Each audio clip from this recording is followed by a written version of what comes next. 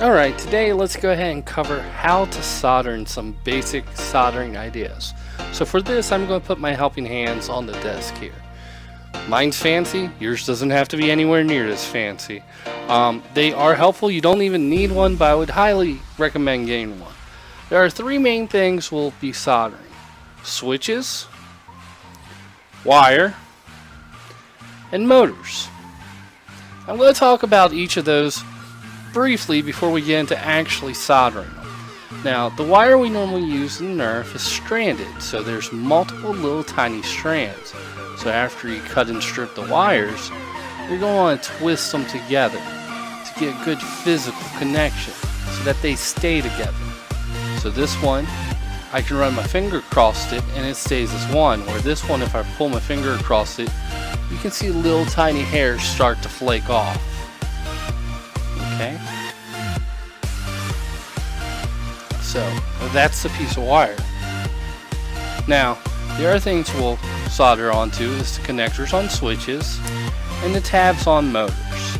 The important thing is not to let it touch anything other than the metal tabs. So on a full-size switch like this, that's very easy. You just solder to the end of the tabs. However, on the motor, it can be a little trickier because the tabs on motors are quite short, and if it touches the outside of the casing or on the plate of the casing, you'll have a short.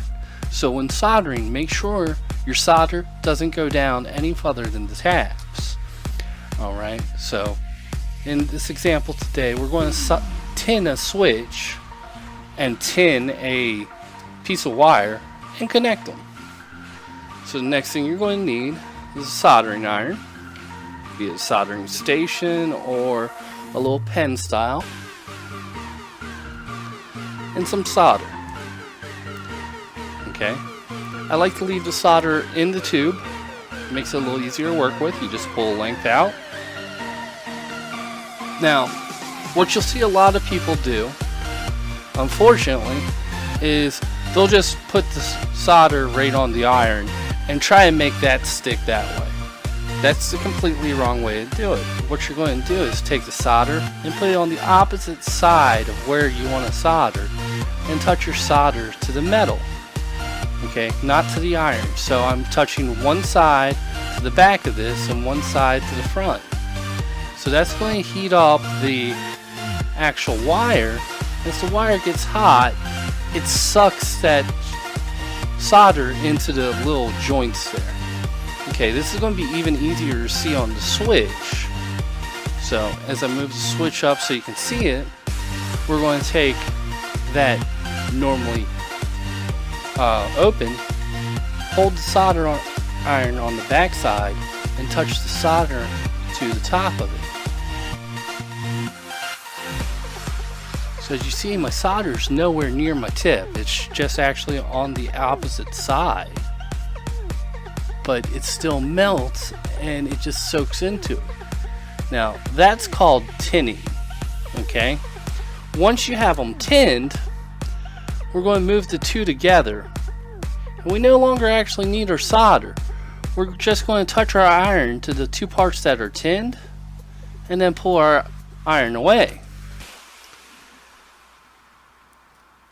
And they're physically connected now. Now, normally you would solder your wire to the opposite side, to this side, so that you're not running that close to the other post. And the nice thing about solder is you're literally melting metal, so you can put it wherever you want. So let's say I want to take this apart. I take my soldering iron, I put a little heat there. Once it heats up, it pulls apart. Now let's take it and attach it to the outside.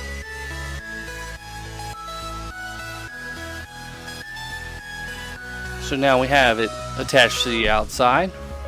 We'll take it out of the helping hands just to show you. It's physically connected and it's nowhere near the two posts.